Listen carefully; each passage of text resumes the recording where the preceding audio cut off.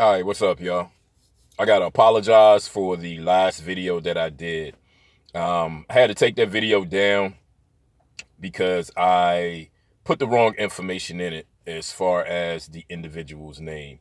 And the individual that I am talking about is Tyson Fury, not Nick Fury. I don't know what the hell I was on, but the individual that commented on that video, the one that I put on YouTube, thank you for the correction, whoever you are. I thought I was going to be able to leave the video up, but I wasn't able to do that because when I looked at the video again, I noticed that not only did I put the wrong name in the title, but I was also, saying the wrong name on the video. So I just scratched the video altogether, took it off my YouTube page as well as my Facebook page. But what I want to talk about today is something, that's dealing with Kyrie Irving, but not specifically about him.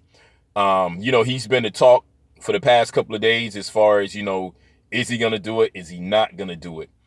And what I wanted to get into is, being the lone wolf in that type of situation where you're going up against a conglomerate of entities that can destroy you. We've seen it happen with anyone who has come out in this fashion as it pertains to whatever the political issues may be, or if those particular issues are social and then they become, politicized. It happened with Muhammad Ali. It happened with Malcolm X. It happened with Minister Farrakhan. Let's see. It happened with Reza Islam. It's happening to Kyrie Irving. It also happened to what's the guy's name? He used to be on YouTube. People called him, they looked at him like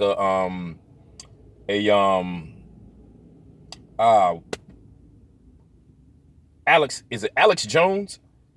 Yeah, I think it's Alex Jones. People looked at him, like a conspiracy theorist. And it's a whole host of people across the board, whether they are females, males, black, white, Hispanic, Asian, whatever the case may be. Anytime you come out against an entity that is, or entities that are larger than you, have the power, the money, the resources, 9 times out of 10, you're going to lose that fight. And that's why, when the Panthers came out, back in the 60s with, the power is with the people. The power is in the hands of the people. The people are more powerful when they stand together in solidarity. That's why those chants, such as, fight the power and, throwing up the black fist. That's why they were so powerful, because they realized that when you're in a pack, when you're in a group, when you stand together, not as one individual, but as a group of individuals, or, just a group of entities that are coming together for a common cause to fight a common enemy, you stand a better chance. With the things that this brother is going through and other people who have came before him to stand on their square, to fight what they feel like is an injustice, usually the outcome doesn't fare too well for them. Usually they end up, losing that battle, man. And, it's a shame that it has to be that way, but, 9 times out of 10, that's how, that fight usually goes. When you're going up against the government or those entities that, back the government, represent the government, as well as the government doing that for those entities, you got a major fight on your hands, because 1, their reach is long. 2, their money is just as long.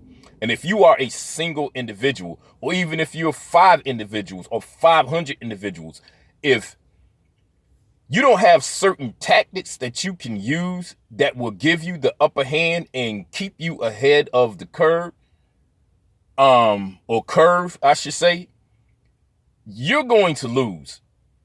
And that's why, when it comes to black movements, 9 times out of 10, that's why we lose, because not only do those black movements have to fight the so-called government at hand, but they also have to fight, those people who we call sellouts that are in our communities that, bow down and spread their cheeks to get the bag. And, it's unfortunate that it has to be that way, but, that's pretty much how it is, man. How can we rectify that problem? To be honest with you, I have no fucking idea, man. I've been trying to wrap my head around this shit as far as trying to figure out a way to get people on board and get people to see the bigger picture. But then I had to take a step back and look at shit from a different perspective. And I'm like, people understand what's going on. It doesn't take a rocket scientist to see, where this country is headed, how it's being steered, who is doing the steering, who is doing the manipulation, all of this social engineering and things that are going on to warp the minds of the people who either refuse to wake up or they are awake, but they're so, entrenched in this whole paradigm shift that we're going through that is not going to work in a lot of people's favor. They're so deep into that they can't dig themselves out.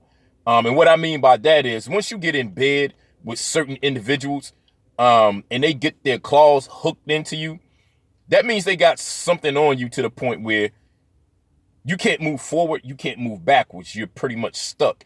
And they can manipulate you into doing things that you may not want to do. They can manipulate you into doing things and creating situations that are not right, but yet you can't speak on those things because, you lose your livelihood. And, those are the things that we got to fight, man, in our community. As I've been told, what is done on a large scale is also done on a small scale, meaning everything has a trickle-down effect to the point where when you're dealing with the government at hand, then you got to deal with those smaller entities that are governments as well, in your counties, in your cities, in your towns, because 9 times out of 10, we already know the United States government is corrupt. But at the same time, those local governments, those local entities, they are just as corrupt as well. And the same shit that goes on a large scale is going on a small scale. And one thing that we fail to, I wouldn't say acknowledge, but really get a comprehension of when it is pertaining to, warfare, whether it's physical warfare or, cerebral warfare.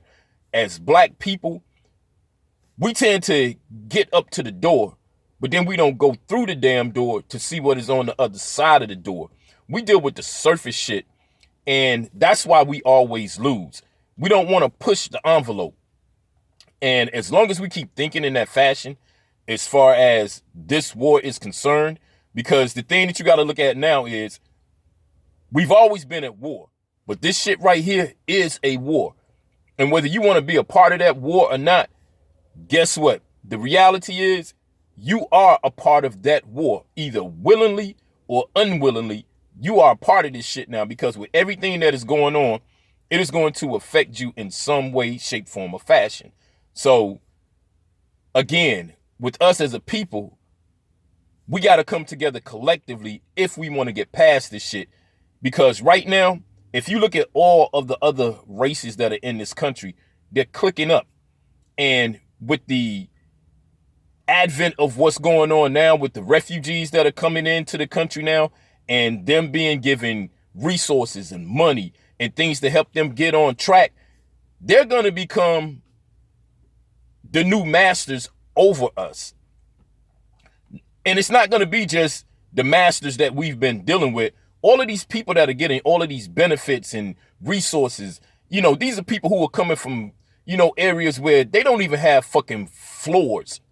They walk into their houses or huts and it's fucking dirt. But these people are going to come over here.